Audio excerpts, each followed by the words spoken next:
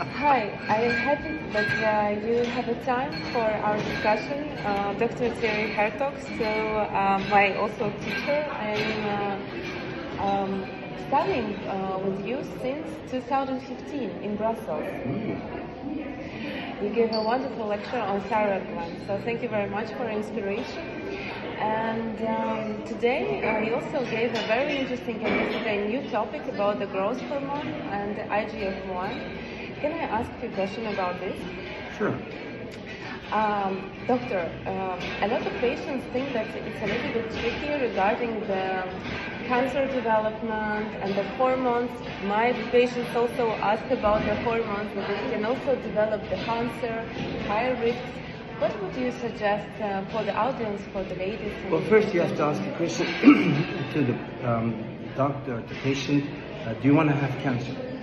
And if she says she doesn't want to have cancer, then she has to take growth hormone, because the growth hormone decreases by 50% the cancer index. At least that has been shown in studies.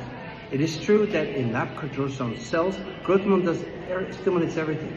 It also stimulates the immune cells, and much more the immune cells than it stimulates cancer cells. So basically, in the body, it's safe.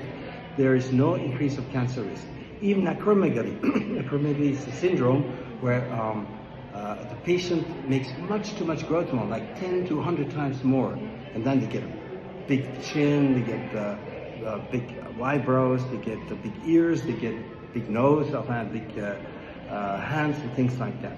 And they make much too much growth hormone, and they have 24% less overall cancer. They do have more tumors of the colon in 2 studies of 3, not in all studies, but it's compensated by less other cancers, genital cancers less, and intestinal cancers less, and things like that. So I think globally, you can reassure your patients, and if they're not reassured, they buy my book. I have wrote a book with all the information and all the answers to the questions. That's true. I have a book, by the way. It's called Growth Hormone Treatment for Adults. Yeah, you have signed this from Las Vegas, by the way, last year. Wow. So I'm flying along you. All over. All Great. over the world, yeah. Thank you very much. And also one question about the menopause. We also have like opinion that if the woman did not took the treatment before she is 60, that it's too late. But I remember also last year here, you told me that it's never be too late. No, it's never too late. You're 100 years, you still need female hormones. Although you probably started with lower doses in the beginning, because we have to always to be with tenderness with any patient, and certainly older the patient is, you start always with lower doses. But it's really necessary. The studies have shown that if you take female hormones before breast cancer, so you develop breast cancer, you have less dangerous cancer.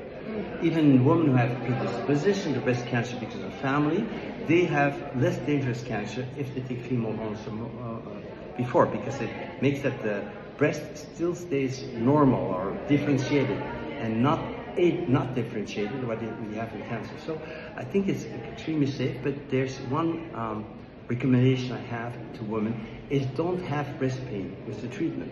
Because breast pain with the treatment or without the treatment, naturally breast pain during 5 years doubles the chances of breast cancer.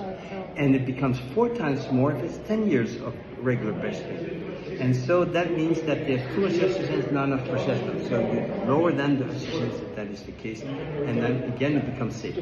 Also, you need to know that we absolutely need to eat correctly. Our food contains a lot of carcinogens, and so we have to avoid absolutely eating with cooked oils. Cooked oils are never good. Grilled food, smoked food, all contain pro-carcinogens. Plastics, you mentioned several times. Yeah. Plastics also. We're all made of plastic, actually. It's at least 5 grams of plastic in our brain for the moment. Okay. So if you avoid drinking in plastic bottles, don't use in the kitchen plastics. That's don't pack food in plastic. That's much better. My last question. What do you think about the obesity and GLP agonists? The obesity and? GLP agonists. Oh, the glucagon-like peptide 1 agonist. So I think it's a justified treatment in people who have too much hunger, and it does help, and certainly if they have an overweight.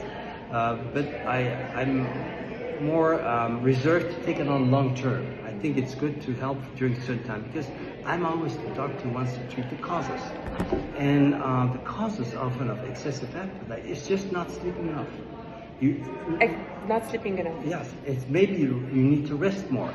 In the 60 years ago, people slept or rested 10 hours per day. 8 to 10 hours. Now we sleep 6 to 8 hours. That's not sufficient. And studies have shown that it increases appetite. You have more appetite-increasing hormones that are secreted, and hormones that reduce appetite are less secreted. And that gives more sugar cravings. And so I think the first thing you should do is rest enough. No need necessarily to sleep, but 8 to 10 hours in your bed is much better, and you will live longer and be healthier. Thank you very much. I appreciate your time.